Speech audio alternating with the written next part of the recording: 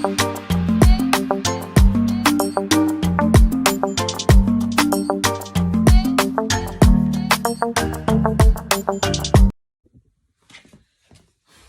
3, donc dernière partie. Oui, quand je parlais de la fatigue, donc oui, il y a certaines femmes, vraiment l'allaitement, ça les fait maigrir comme ça en 2-2. Ça veut dire à accoucher un mois plus tard, tout est sans faire des régimes ni rien. Moi, je fais partie de celles-là qui grossissent plutôt quand elles allaitent. Mais même avec ça, ça ne m'a jamais découragée parce que il y a un temps pour tout. Et je pense que c'est important de vraiment vivre chaque période de sa vie à fond. Sinon, après, voilà quoi, il y a un arrière-goût de comment dire, d'incomplet.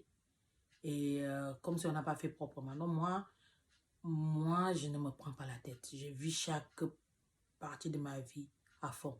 Surtout que je sais que rien n'est éternel et rien ne dure pour toujours. Vous savez, dans les moments là, il faut bien profiter. Je profite de mes bébés à fond, à n'importe quel âge ils ont. Surtout les 3 premières années, vraiment, c'est moi, je profite à fond. Et après 3 ans, ils commencent l'école un peu doucement. À partir de 5 ans, 16 ans, l'école devient plus sérieuse et tout ça là où, voilà, ils font l'école, ils vont à l'école normalement. Mais ces 3 premières années sont très importantes pour l'enfant et pour les parents. Vraiment, si vous avez la possibilité de passer le plus de temps possible avec vos enfants, prenez-le, faites-le. Donc voilà, il y a certaines femmes à qui ça fait maigrir, il y a certaines femmes à qui ça fait grossir. Donc, c'est pas le truc. Il y a que là, troisième accouchement, là, que j'ai trouvé un moyen pour maintenir un poids dans lequel je suis confortable, en disant que je vais atteindre mon but une fois que j'aurai arrêté d'allaiter. Mais au jour d'aujourd'hui, je porte ce que j'ai envie de porter. Je suis contente de l'image que me renvoie le miroir. Et voilà. Donc maintenant, si vous voulez savoir ce que je fais, faut me demander et puis je vous expliquerai sur une autre vidéo ou juste un message. Donc voilà. Maintenant, évidemment, comme dans chaque chose, il n'y a pas de mauvais côtés.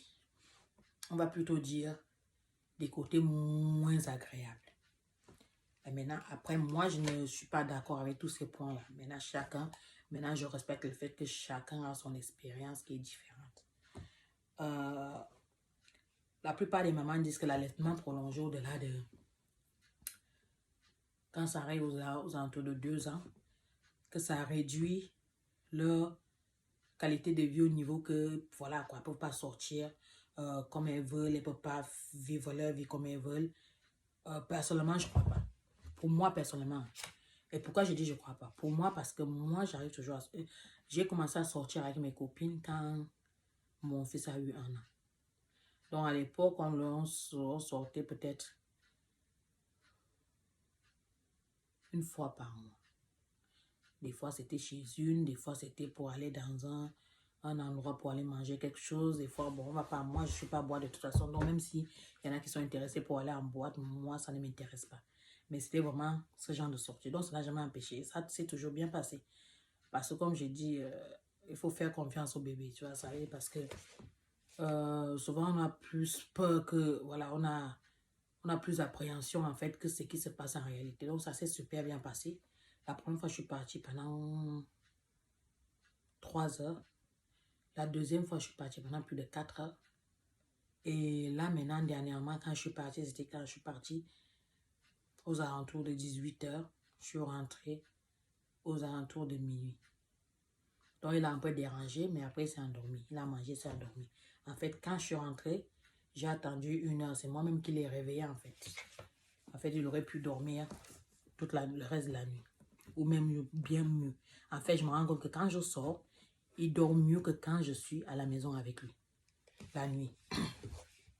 Donc, moi, voilà, ça me...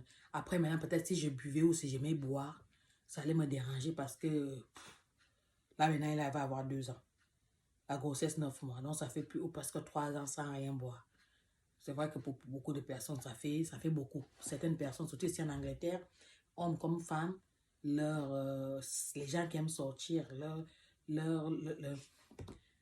ce qu'ils considèrent s'amuser, c'est voilà, pouvoir boire comme on veut, pouvoir, voilà.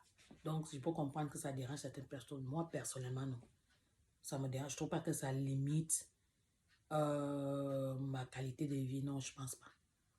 Après, maintenant, comme je dis, il faut savoir apprécier chaque moment de sa vie, chaque étape de sa vie.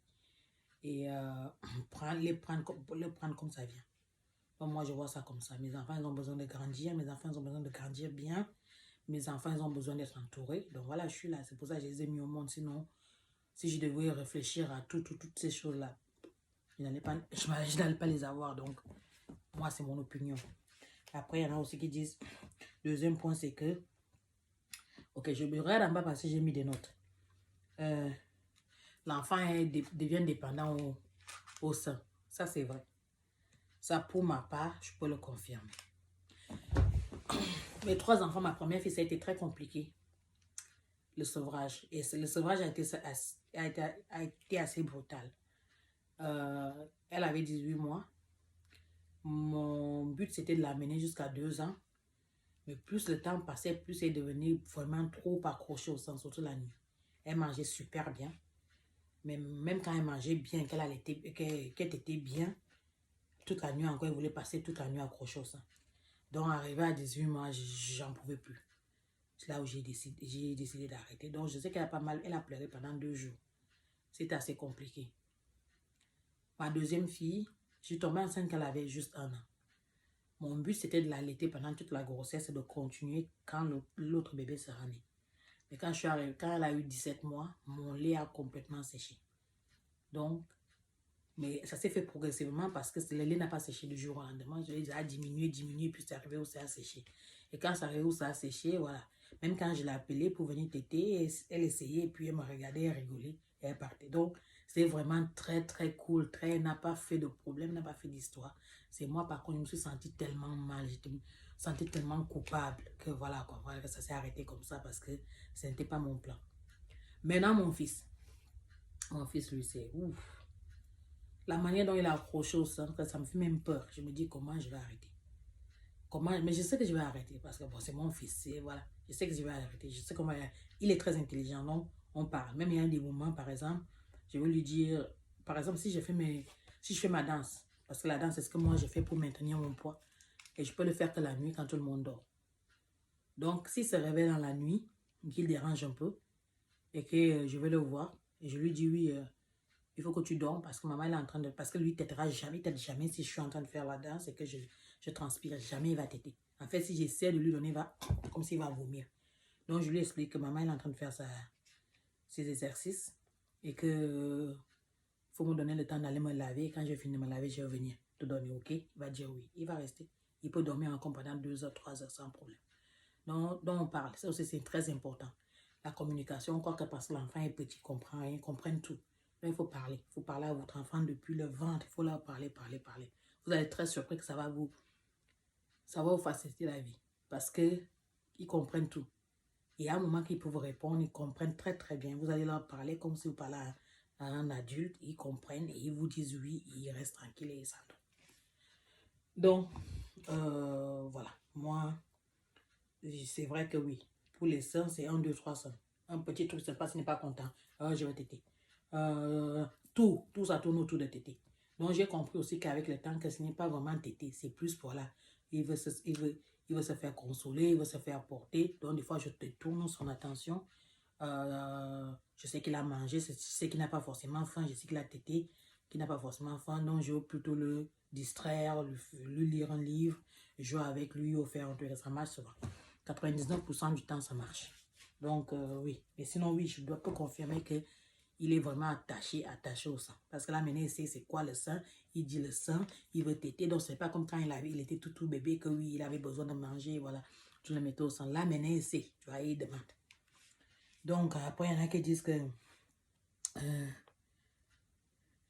ils ont des problèmes parce qu'à plus l'enfant grandit, plus les gens du public vont vous critiquer, vont vous regarder de travers, vont vous dire qu'à cet âge, vous voyez. Moi, ça aussi, j'en ai rien à foutre. J'en ai rien à foutre.